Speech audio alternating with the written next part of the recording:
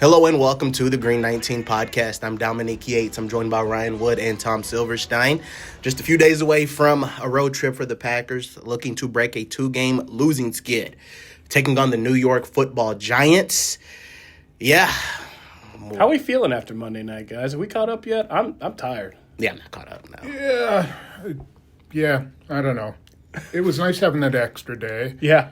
And then it kind of catches up with you. You always pay for it on the back end of Monday nights. Home Monday nights are great for the weekend coming before it, but man. And I think the Packers still are, right? Kind of recovering because they had the walkthrough on Wednesday.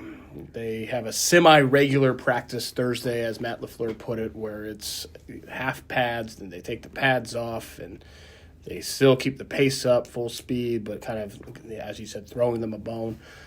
But they wanted to have at least some padded work because they got a lot of work to do. Yeah. They do. And but I was even thinking about that, like the balancing act, as they kind of alluded to. And I don't even know if it's so much like a physicality thing with this team, like not playing physical enough, or it's just a lot of technique. Granted, you need it. I guess it doesn't hurt to have pads on and go full speed. But, I mean, a lot of it is just like technical issues, like the operation. So I don't know if it hurt that much for them to not even deal with going with pads. I don't know, but it's still a lot that they have to figure out and kind of work through. So some of it's physical too, though.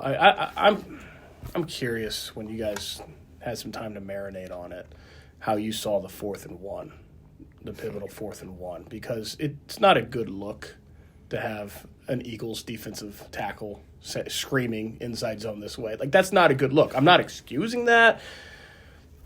But in reality, that stuff does happen. I mean, it's a 4th and 1. If Ojomo had said RPO backside this way, that would have been more surprising to me. Or some type of like play action, like watch the cross, like on a 4th. What else are they? Of course, they're going to run on 4th and 1. Josh Jacobs is back there. They're going to run. To me, the much bigger issue, even going back and looking at it, they got their butts kicked off the ball. Like, you can't have your right guard, especially if inside zone's this way, block 2 yards or push back 2 yards off the line of scrimmage into Josh Jacobs' lap. Like, it speaks more to me. I'm curious what you guys saw the same thing. Yeah. It speaks more to me to the lack of physical, the issues on the offensive line in the run game that are widespread. All those things, are true. But the operation was bad because they were hurrying up, and I don't think they really needed to hurry up. I don't think tempo was a big deal. I think they could have at least tried to get them to jump off sides. Now, I realized the clock was ticking down, but it was still, a minute and a half? The other thing is it really didn't matter what they were doing because they were lined up wrong. Yeah. And where was anybody from the sideline, from Love, from the tight end on that side to tell Dontevian and Wicks to take a step back? I mean, I saw his comments about it, but if you're not sure, then move back. And if you're a coach, I looked at it several times, and he was right on the line of scrimmage. Yep. There was no, if or and. And how many players, coaches were staring right down the line and could see him covering up the tight end? That's it. That's like malfeasance, that nobody recognized that, and someone in the booth didn't say, "Call a timeout. It's not going to work." And so not only, all the other stuff is moot because you can't freaking line up straight. Yeah. So they got blown up. That play got blown up, and I just don't think they were ready. I think they were hurrying up. I think everybody was a little bit off. And, I still think it's possible if Josh Jacobs had stayed with it instead of he got freaked out by the guy calling it out. Mm-hmm. If he had stayed with it, he may have still gotten the first down. I think he got freaked out by Jalen Carter being right there as well, too. That didn't help. But so I talked with Dontevian Wicks about that. And this is just from his perspective. This is what he said. To him, he was sure he was in the right spot because he felt like he was lining up in that same spot all game, and it hadn't been called. It's one of those things where receivers often go into a game, early in game, you check with the side judge, hey, this good? We good? And he'll say yes or no. He'll adjust if necessary. He had done that, and then all game he continued to line up there. And he felt like in that situation they just happened to call him to be covering the tight end on the line of scrimmage, not one guard. I don't buy it. I saw the film. I mean, I saw the tape. He was right up on the line of scrimmage. And even if they weren't calling it, you know, he doesn't really have a critical assignment. It's an inside zone. Yeah. You know, he wants to get the corner from coming up and making the play in case it bounces outside. But if anything, it's just like a tackle. You make sure that you're not leaning backwards and having a legal formation. It's 4th and 1. There's no excuse for anyone. No excuse for Wicks, and there's no excuse for all the coaches on the sideline. And I know Love has a ton of things to do, but he's got to be aware of it too and tell him to, back off, or the tight end. You always see those guys. They check with each other, I'm off, you're on. I didn't see anybody do that because they were hurrying. So anyway, that kind of operation kills you, and it did. Mm-hmm. It's so much about this offense when we talked about the issues that they've had, and I'm just listening. I'm like, where's the focus at? Like, where is everyone not locked into the assignment? Because I even think about the Aaron Banks false start. He thought they were going tempo. That's a focus thing. They weren't going tempo, and like that's why he went early. And then you just mentioned the assignments and why they're not lined up. So there's just a lot here right now, and it's just very obviously concerning that you're at this point in the season. And these are some of the mistakes that are still rearing its ugly head. So that it's something that they're going to have to take a hard look in the mirror and figure some things out. Even though this Giants team on paper not a great team, because they still have a solid defense up front. I mean, that front group is really, really good. I think about guys like Dexter Lawrence, who can really, you could say, create some issues in the middle, and Abdul Carter, so many guys. So Brian Burns is 11 sacks? Yeah, 11 sacks this season. Abdul Carter, Kevion Thibodeau. It's a test for the offensive line. Another one. Yeah, it's going to be huge. Well, you can run on them. I mean, the last 4 games they've given up like over 800 yards of rushing, or 700 and something. So if you can't run on them, then there's something really wrong. But they got after Caleb Williams. It's just that Caleb Williams last week was making plays all over the place. Mm-hmm. And they'll get after it. If the Packers end up throwing 40 times, they're in trouble. Here's the question, Spoon. Can they run on them? We'll find out. Yeah, because they should be able to run on them. They Giants' run defense is not good. Giving up over 5 yards per carry. That's not good. But can this offensive line run on anyone? That's what I want to see. Right. And, you haven't so far. And to me, it's, okay, what haven't we tried? What can we do to make this better? And I still am a little perplexed that they haven't tried Anthony Belton. I mean, just throwing a 336-pound guy out there, he's a second-round pick. It's not like he's not an athlete. God bless Darian Kennard, and he's a solid player, but he's not 6'6", 336, and 34-inch arms, and Anthony Belton should have been the extra tight end. So, you want to be able to run behind him and Rasheed Walker, or him and put him at right guard, or whatever. I just don't see them ever doing anything to act like they're in a little bit of a crisis, which they are. Yeah. They don't act like there's a problem. Yeah. It is weird. It does seem like it's just like a weather the storm mindset. It's like every team goes in a slump. You're going to get through it. It's fine. Injuries, Trust the process, like all of the cliche terms that are used in sports. And yeah, that is an interesting way of looking at it. So I don't know what happens. We even talked about it, and you guys even mentioned how, like, all bets are off. Who knows? Throw in an Anthony Belton. See, maybe if you got something else, Jordan Morgan at left tackle, whatever you have to do. I am curious, at least from the interior perspective, what will it look like, and what will the operation continually look like a full game with Sean Ryan at center?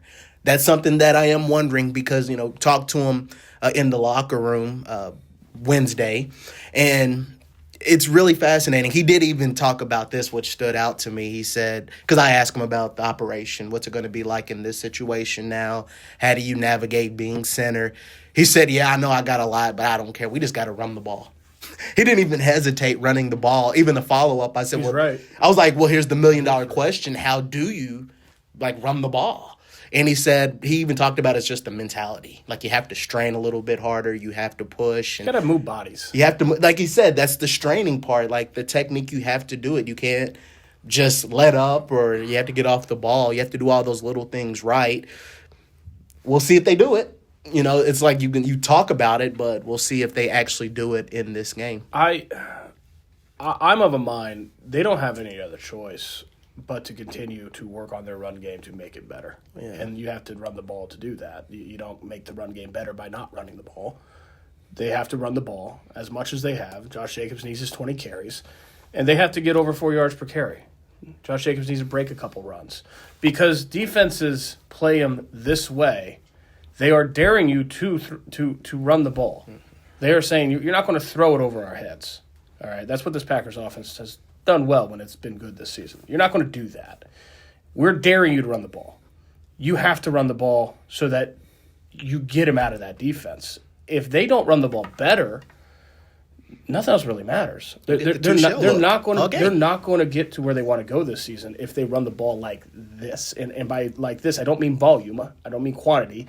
I mean quality. I mean efficiency. If they are not better at running the football, they will not get there. So that is job number one. And the only way to do that when you're going against two shell especially is to run the ball. Yeah. Yeah, and you got to play to your strengths. So Sean Ryan is a good run blocker. Mm-hmm. He's not going to pass block like Elton Jenkins. Right. He is not as nimble. He's not as experienced. He lunges. He's just, if they're throwing it 30 times, then they're in trouble because he's just not going to hold up one-on-one like Elton Jenkins could. If you run, play to his strengths, it's possible that you can get something done. You can move Dexter Lawrence a little bit out of the way with some double teams. Yeah. Or you can, suck them into the wrong gaps and you can run. But only if you're committed to it. Like you said, run the ball. Play to your strengths. You got to play differently at least until you're running so well that, play action can slow down another team's pass rush. But right now, play action does not scare anybody. No. So they have to get to running the ball. That's the key. You made a couple good points there. One, I've heard it from a lot of fans on the social media. Oh, their play action usage is way down. You got to do more play action. You can't. Play action's moot if you don't provide a run threat, and they're not providing a run threat. So if the defense knows they're not really a threat to run the ball, and then you throw play action at them, it does not have the same effect. Yeah. Usage is out the window. They have to run the ball better for that to be effective in the play action game. And then as far as Sean Ryan goes, I'm intrigued to see what he can do at center. If they do that, if they play to their strengths, which, let's face it, it's a big if. We don't know. But if they do, he's their best interior run blocker. He is as close as they have on the interior to a rugged power run offensive lineman. And that is what this offensive line dearly needs, specifically on the interior, is a body mover, someone who's not going to get knocked back. Sean Ryan does that, but he's always done that pretty well. That's the strength of his game. So I'm intrigued to see if that can help kind of jar the run game loose a little bit, having that type of guy in the middle of the offensive line. It's the only way you do it. I would like to see them try Belton at right guard and rotate Morgan and Walker. And because they never really had a real competition between Morgan and Walker. I mean, they were very much locked in on Walker. And let those two battle it out. And if if you put Banks, Ryan, and Belton together and you can't move people, all right, then at least you tried it. But you put those three guys up there, you should be able to move some people. You're saying the experiment of Jordan Morgan at right guard should be over. I think it should be. I mean, I just think he's a left side player. He's been a left side player his whole career. I'm not saying he couldn't play right guard, but you're not playing very well. Your whole team's not playing very well. Shake something up, find out whether Morgan's a better option. Rasheed Walker's going to be gone after this year, and he's going to get paid, even though he's got, definitely has some parts of his game that aren't consistent. But he's going to get paid, and then Jordan Morgan's going to be your left tackle next year. Mm-hmm. So why are you waiting on that? Take a look at it now and see if it's worth making that move now. Yeah. For what it's worth, I completely agree with you on that. Just try it. Sometimes we disagree, Spoon. On this one, we see it the same exact way. I completely agree with you on that. What does it hurt? Not only is he not a right side player, I don't think he's really a guard. I don't think so either. He's a left tackle. He's a tackle. That's good because left tackles are important, but I'm at a point watching. They tried this with Jordan Morgan. They stopped moving him around. They said, "You just learn this, be this every week. See if you can be consistent." They've tried this, and after seeing it, I just can't bring myself to believe that he's a better option at right guard than Anthony Belton, who is built like a guard, like 336 pounds. Like there's some power there, some ruggedness there that they're dearly missing with Jordan Morgan in the interior of the offensive line. So Sean Ryan at center, Anthony Belton at right guard, and then the coaching staff decides who's the better left tackle, which they'll probably say Rasheed Walker, which means maybe Jordan Morgan doesn't play. If it is Jordan Morgan, you put him at left tackle. You have him battle it out. But I could not agree with you more on that. I guarantee you, if they rotated those two guys, Morgan would at least maintain his half of the job. I don't think they'd ever just rely on Walker. I mean, you would want to rely on one guy, but I don't think there's anything wrong with having two left tackles. You did it at guard for quite a while, and it wasn't horrible. All this stuff wouldn't necessarily be on the table if you were, 7-0-1 or something like that. But 7-1-1, whatever. But you're not. You just lost 2 games at home to two, in 2 games where you couldn't put any points on the board. The reason you rotate there is if you are trying to decide who is the better left tackle, then you put them both in the game to give you some real sample size to make that evaluation. And then once you come to that determination on who is the better left tackle, you can stop rotating then. But if you're trying to decide who is the best left tackle, can Jordan Morgan be a better left tackle than Rasheed Walker? Rotating him is the way to do that. Yeah. And that's what I'm sorry. No, go ahead. Just last thing. Do it. That's what they should have been doing from the very beginning of the season. Yeah. Mm-hmm. And then by now you could have chosen. Yeah, it's late. Yeah. it's November. Late. Thanksgiving's coming up. Right. Yeah. But, so now you got to do it, I think. Yeah. But that's the thing. They won't. No, they won't. But the issue is, you need a spark on offense, but I think the spark does start up front. What is the key to getting some success there? So, and at this stage in the game, I do feel like, you have to try to focus on 2025, but you also need to have your eye on 2026 and what you have with Anthony Belton, with the Jordan Morgan. And even in my opinion, I think this stretch might even be really big for Sean Ryan. To see if he comes back next year or not. He might be the center next year. He might be the center. So in ways, this is kind of like auditions for some of these guys to see what you can do moving forward. So I'm wondering if something up front, maybe that this is a spark in some way if they were trying to experiment. One last thing. They have to figure out what's wrong with Aaron Banks. Because he's a 4-year starter coming from a good offense where he played solidly. They overpaid him, no question. He's not an all-pro, but he's a better player than what he has showed here. He's not been very good. And that their job is to get him playing like he was playing in San Francisco. I don't know what has happened to him, whether something's gotten in his head. if he gets down on himself, or if it's, they've made him play differently or their plays are different. I don't know what it is, but somebody needs to fix that. And that's what coaches are for, fix them. Yeah. Figure out why he's not playing well, because you just paid a crap ton of money for him. Yes, you have. It's the same thing as like with Nate Hobbs. Okay, so you sat him down, on defense. They said, all right, take a breather here, and we'll work you back in and get your confidence back up. Somehow I don't mean they have to bench Banks. I just think someone's got to figure it out. It's true.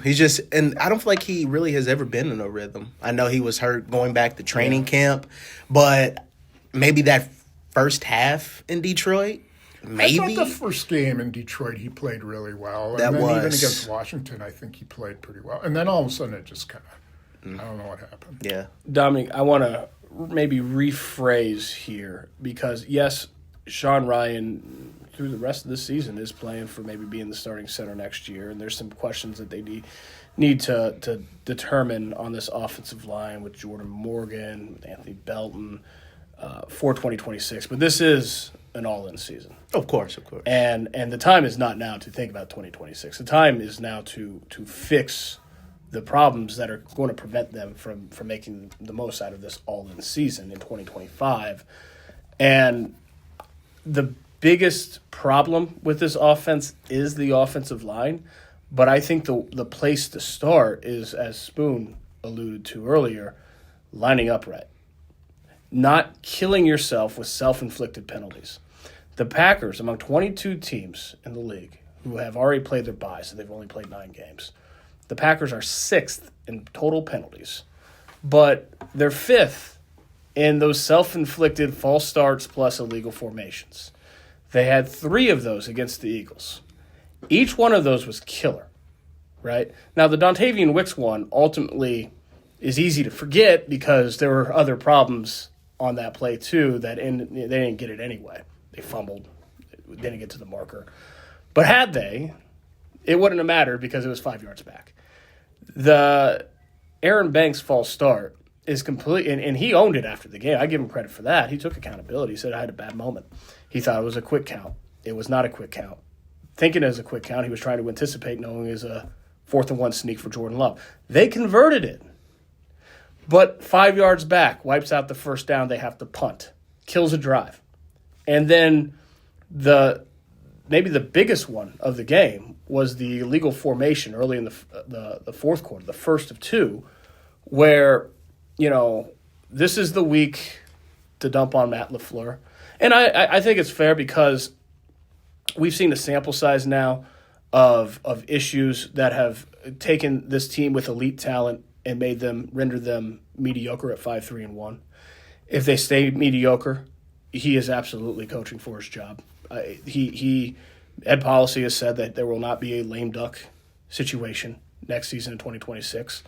Matt LaFleur has 1 year left on his contract. It is 2026. The only way to avoid a lame duck situation is to either fire him or extend him.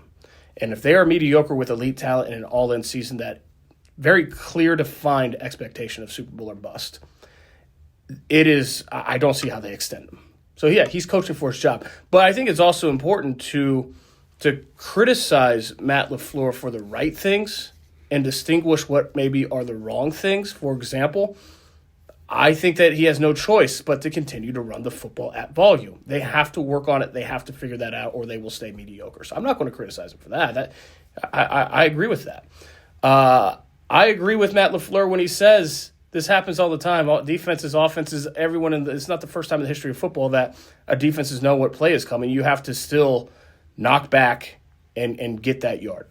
I agree with that. Where you can, I think, criticize him fairly is that this is a team that is still committing way too many self-inflicted mistakes that are killing drives, keeping points off the board. And it is Jordan Love. I asked Jordan Love, does getting guys lined up fall under your purview as quarterback? He said, yeah, everything falls under my purview as quarterback. And I think it's admirable. I think he's correct. But it is ultimately Matt LaFleur's responsibility to make sure that all 11 players know exactly what to do on every single play. That is coaching 101, and that has not happened enough. And that early fourth quarter illegal formation is a great example of at the start of last week when they go to Darian Kennard and say, hey, you're playing some tight end this week, jumbo package. He had never played that position in his entire life. So they give him very specific exact plays to learn that are going to be jumbo package for Monday night against the Eagles. And they run those in practice. One of them that they did not run, they ran the same. They practiced a play in which they hit Christian Watson for a 22-yard catch on a crosser out of the jumbo. Darian Kennard was on the field. By the way, he played 4 snaps in the jumbo package. They threw twice. The first one was a 20-yard catch to Christian Watson. The second one should have been a 22-yard catch to Christian Watson that put him inside the red zone for the first time all night. There was some success there, but in the terminology of the play call, Matt LaFleur sent in a formation that they had not practiced. You have a tight end who's never played tight end before, who has not practiced this formation, who is a tackle by trade, lifelong, who has always lined up on the line of scrimmage. And yes, Darian Kennard, you can say, should have picked up the terminology to know that he should have been a yard back, because he should have been, because Bill Melton would have been covering him on the line of scrimmage. But they had not practiced that formation all week, and then on a critical play in the fourth quarter, they trot that out. You got to practice the plays, the formations that you're going to use in big moments in the game. They did not do that, and it absolutely cost them. That, I think, is fair. No question. So now I guess we can move into defense a little bit. I guess the biggest thing that stands out is Jameis Winston. That'll be the QB that the Packers will go against, the very colorful Jameis Winston. But, I mean, he's a guy, he's played in this league a long time. They've overlooked him before. They have. Exactly. I was thinking, he's number 21. Was it 20? Yeah. So he's going to let it rip. I think that's the funniest thing about it. He's going to play free. He's going to play loose, I would expect. He's going to give you three to four plays where you can pick him off. And if you don't, that's on you. That's true. But he's going to give you those opportunities. Oh, yeah. Because, I mean, he's going to chuck it to Wan'Dale Robinson and Malik. Like, he's not going to be – you can say he'll be careless with the ball. But at the same time, he just – hey, let's see if these guys can make plays. So it's going to be an interesting assignment for this defense to continually be patient, because not press, and because obviously they watch the film too. They know what Jameis is going to do, but this is one of those games I'm curious if they will stay in their assignments and not try to get overly greedy, and not try to just like go after that hero play. They have to get after him. Mm-hmm. So, the interior, the Giants have a great left tackle, Andrew Thomas. They have two guys some of the Packers are familiar with, two former Packers, John Runyon and Greg Van Roten. They have to make their hay there. Up the middle, I suspect we're going to see Parsons coming up the middle quite a bit. They have to dominate and get in Jameis Winston's face. If they can do that, they'll be all right. I mean, I think then they got a pretty good shot. But if they're just not, don't have their game like they at times didn't have it against Philly, although that's a much better offensive line, I think it's a simple recipe. You don't have to go for interceptions. You got to go for sacks. You got to get this guy on the ground. You got to pressure him. Yeah. So we'll see. Yeah. So is anything you're curious about with Jameis Winston or just this matchup or the Packers defense heading into this? I'm curious how the pass rush gets to him. I don't think there's a specific, like, this area against that area for this team. It's just this should be a get-right game. But the key word in that is should, right? I mean, this should you are playing a team that just fired its head coach and has a backup quarterback. Even on the road, this should be a get-right game. But does that even exist for this team right now? That's what I'm looking for this week. Can they get right? Can they start to turn the tide? And then we'll talk about what they do at home against the Vikings next week, because you have to continue that. But they first and foremost have to stop the bleeding of this season. And this is an opportunity this week to do that. I don't know that they will. We'll have to see. You also, I think you have to expect the unexpected in this game. I know Mike Kafka's been the offensive coordinator, but now he's in charge. Who knows what wrinkle he might try to throw in as the play caller on the offense, or maybe the guys will have some energy and play inspired with an interim coach. So, I mean, you see it a lot when the interim coach comes in the first game. The guys might actually be inspired, maybe not. So I'm just wondering if the Packers will match the potential energy that the Giants could come out in this game and just perform on the road. They have to. Yeah. They have to. There's no reason they shouldn't beat the Giants. They're missing their best receiver, Malik Neighbors. Scatterboo, their running back, is out. Jackson Dart, their very promising quarterback, is out. I mean, if you can't win that game, and I'm not saying the Packers couldn't beat Carolina. They didn't play well against Philadelphia. They've lost to Cleveland. It's not out of the question that they would lose this game, but everything is in their favor, and if they don't win it, and they don't win it convincingly, then I think we know a great deal more about their team. I really was leaning toward picking the Giants had Jackson Dart played. I think that could have been a scary situation for this team. I'm picking the Packers. I think they're going to win. There you go, spoiling it again. Yeah, well, sorry, Another subscribers. subscription down the toilet. I think we lost 4 last week. We're down 2 more today. Terrible business model. Yeah. Just wrecking all our plans. But I'm picking the Packers because I don't have that same fear of Jameis Winston. I think that they should win this game. I think with Jackson Dart, that would have been a really scary matchup, very DeVito-ish, 2023. But, hey, I've been wrong the last 3 weeks because I have no idea with this team right now. No clue. So just because I think they should win, that's the expectation I have for this team going in. Doesn't mean that they will, and if they don't, 5-4-1. Do you guys buy what Xavier McKinney said this week, that this is a must-win game? Yeah. I kind of do. Yeah. I kind of do. Yeah. I mean, they're not, by no means are they out of it with a 4th loss, but they got to get out of the tailspin. Mm-hmm. And it's an NFC game. They've done okay in the NFC the last 2 weeks. Yeah. Really, what are must-win games are the division games. Those are the must-win games. They have to beat Minnesota. They absolutely have to beat Minnesota. They have to at least split, which is a possibility, with Detroit. And then Chicago's going to be, that's going to be a dogfight, both games. Yeah. And so those are the games that are must-wins to me. So, yeah, I kind of agree with them, but I really think the Vikings game is more of a must-win than this. I'm just picking semantics here. For me, a must-win game means that you must win it or your season is over. Like, that's a big statement to be a must-win game. I don't think their season is over if they lose in New York. So I would say it's something less than a must-win game, but not by much. I mean, awfully, I don't know what the term is. Maybe you guys can help me out. I don't know what the term is for, like, just one peg below must-win. Mm-hmm. But that's what it is an extremely important game to win. Yeah. Need to win. You cannot lose 3 straight. Well, you can and turn it around. You really don't. And I'll tell you this.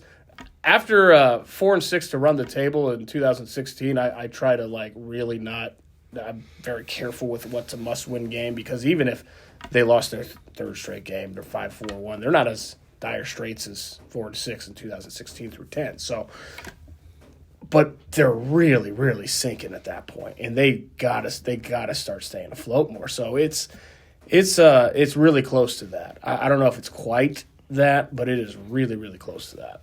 It is. I just think that momentum is a big thing in this league, and you need to find something in this game. You look at the last 2 weeks, what hasn't worked. Find something that'll work in this game. You can build some confidence on it, and you can use it when you head into the even more so the must-win games with the Vikings, with the Lions, with the Bears. But, I'm not, you could say, going to say that it's not true in ways that it's must-win, but more than anything, confidence. You have to find something. I almost think that's you just said it the right way, Dominique, which is this might not be a must-win game, but it's a must-figure your crap out game. And if you figure your crap out this week, you will win the game. So, like, by proxy, it might be a must-win game. Because they must figure their stuff out. Yeah. Like, that must happen. They cannot continue to bumble through this schedule, especially with those division games coming up. Yeah. Just play clean and just have your energy. Just all the little things that we've been talking about. Just cut down on some of those things. Cut down on some of the procedural penalties and the false starts, the pre-snap penalty. Just clean up on some of that stuff and have a little bit of that. I guess it is like a feel-good type of moment, leaving out of New Jersey with the win. Or just have your defense shut them out. And Yeah. I hope you can kick a field goal. Or maybe 3-0. Here he goes. That's your prediction. The 1-point safety that has never been done in the NFL. Or 2-0. 2-0. Something like that. You got the 2-0 score You can do going a on? 1-0 score. Can you? Tommy. Okay. You can. Yeah, it's a very rare play. But I was looking it up the other night. I don't know why. Don't ask me why. But I think I know why. Could this happen with this team? it could happen. I will be so annoyed if it happens. I'm gonna be sitting in the press box just like if I thought if I didn't like history. I'm here for it. That'd be fun. That would be the opposite of like, here you go, subscribers. So do you know how that safety thing works? So it has. Well, actually, it can't be 1-0. I take that back because it has to be an extra point. And so it would have to be 6-0. I guess it could. So be, you're looking at 2-0. It could be 10-1. That's the score. It's really weird. So you have to kick. So you have to be kicking an extra point, okay? And it gets blocked, or it's a 2-point conversion. It goes in the end zone, and the guy tries to run it out. The defense tries to run it out, but he fumbles back into the end zone, and his own team recovers it. That's a safety. But it's only a 1-point safety because it's an extra point. Okay, so there you go. That's how you get 1 point. Subscribers, he has told us Spoon has Packers winning 1-0 this week. Don't ask me why I know that. If this happens, first off, I'm going to ask you the lottery numbers that night if it does happen. But also, oh my gosh, that would be the funniest thing ever. And I will save this clip, and it'll go on social media and Psychic Tom Silverstein or something. But yeah, where would you set the over/under for Packers points this week? They've scored 20 the last 2 weeks at home. I was thinking about that. Where would you set the over/under for Packers points? 24. Okay.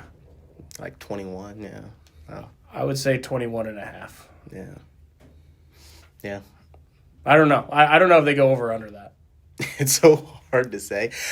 I guess I hate to say, like, we'll just see how the game starts. Because, I mean, if we're watching, especially those first couple of drives, and I'm like, okay, they're moving the ball, they're running it well, good things are happening right now. There's some holes for Josh Jacobs, then I'd be like, okay, they'll score, but I could see who them knows? winning 20-9.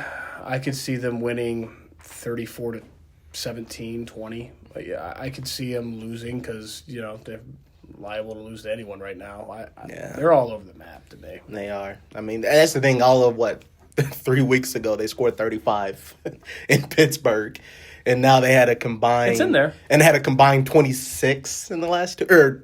No, they scored 7 points. I'm not doing math anymore, but it was not even. I don't think 35 in the last 2 games. So, yeah, we'll see how that all plays out. So, I don't know. We can wrap things up. Any final words or thoughts? Special teams. Yes, they have 2 kickers on the roster. We've talked about that ad nauseum. I've made my feelings clear. Right. How is it? Okay, my last thing is, how is it that the Eagles beat the Packers 10-7, and the biggest controversy is out of Philadelphia, where their star wide receiver thinks their offense is a S show. And in Green Bay, nobody is saying anything, oh, okay, I guess we lost, and they're on to the next game. And Philly, they just won a really hard-fought game, and there's controversy all over the place. So just a little different kind of a world that we're living in here than in Philly. The worst coaching decision made Monday night Yeah. was from Nick Sirianni for going for that fourth down instead of punting. Maybe he wasn't that A.J. Brown? Was that last one to A.J. Brown or to Devonta Smith? I don't even remember. I want to I say thought it was but I'm not A.J. sure. Brown. Like maybe he was just trying to smooth things over with him by throwing deep there. I think that we have been reporting on the issues this week pretty heavily. I think also that the issues are so plentiful right now that it is a bit difficult. Like, the entire house is on fire with the offense at the moment. It's difficult to report on everything at once. Like, you have to almost prioritize, and that's what I tried to do this week. Like, where do they start? And to me, again, I think they start by, like, just play clean. That's not the only, like, if they just play clean, they have other issues. But you start by playing clean and not having procedural penalties on 2 fourth downs and another procedural penalty on the biggest play of the game. It's 3-0 when that pass happens to Christian Watson. They're in the red zone. They have momentum. If you finish that drive at 7-3 with the way your defense is, like, it's not just that they had 3 procedural penalties. The worst times to have procedural penalties in a game all occurred. You have to. So where do you start? You have to start there, and then you move to, okay, this is shored up. They're playing clean. They're not killing themselves at the worst times. What next? Well, what next? The offensive line, right? What next? Surviving without Tucker Kraft. The quarterback has to play better. He hasn't played very good the last 2 weeks. I mean, he hasn't played terrible. He's not the biggest issue on offense, but as a quarterback league, Jordan Love does have to be better than he was the last 2 weeks. Like, there are so many things that they have to get better. To me, where do you start? They start by not screwing up unforced errors at the worst times. Yeah. I will say this. This team has been the gift that keeps on giving. You know, you don't stop. There's always something to talk about. So even, I mean, from a media team. I'm gonna say from a media perspective, like, this is more entertaining than is like if they were 9-0. Yeah. It's like, okay, they won again, they did this, that. Yeah, so exactly. And so I'm fascinated in hearing, like, I get emails from people, like, asking things or what's wrong or what they think is wrong. And I'm like, I think it's entertaining. I'm like, hey, that's part of the job. So, you know, the old adage of you'd rather, you know, it gets boring if a team's always good or always bad, because then they're just really, really good or they're really, really bad. This team is neither really, really good or really, really bad. It is very much in the middle, and in the middle is where you find a lot of interesting stuff. It's true. So, hey, the fans are ready to, you know, jump off the bridge, but, hey, I'm just ready to head to New Jersey. One more thing. Can we all agree, even if they lose this week, they're not firing Matt LaFleur? Not during the season. They're not, because there's that chatter out there. If you fire Matt LaFleur or any coach midway through a season, you are aborting that season. You are pulling the plug on that season.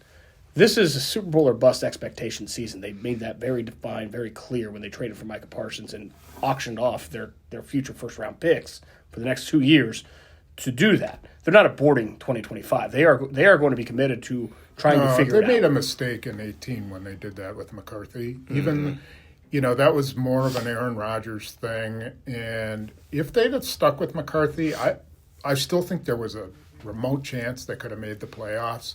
They were pretty bad after that. I mean, they were bad at that time, but that just wasn't smart. You just don't do that in the middle of a season unless, you know, if you're the Giants and everything's guys just making really bad decisions, then okay. Right. But, you know, I don't think it's not a guy who's won 13 games 3 times. It's aborting the season to do that, right? Like, you're not the world does not exist where you elevate Jeff Hafley and then they make the Super Bowl run.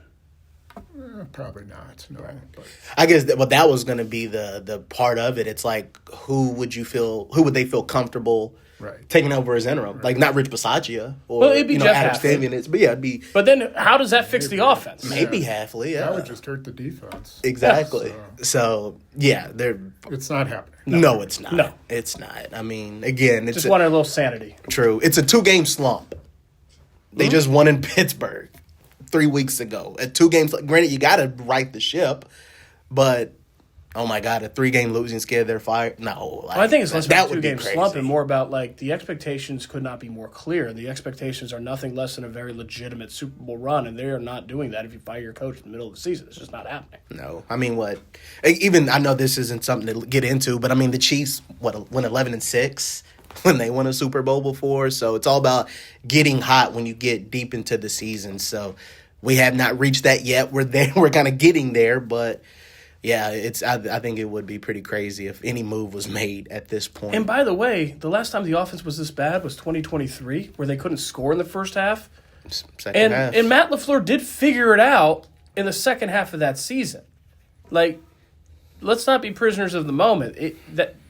Letting him try to figure this out through the course of the second half of the season is the best option forward. It doesn't mean that he will, and if he doesn't, he'll be in trouble.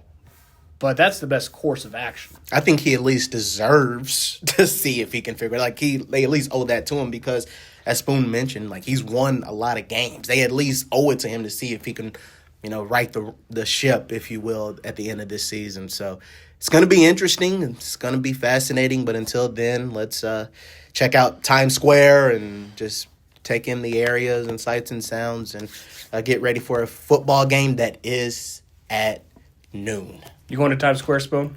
I don't think I'm going to have the time to do it. No. So, No. I don't think I'm going to make it. We'll be there. Well, maybe we can get some pizza or something at some point while we're there. So Yeah. we're going to have a good time, guys, and appreciate it as always. And thank you for checking out the Green 19 podcast. For Ryan Wood, Tom Silverstein, I'm Dominique Yates.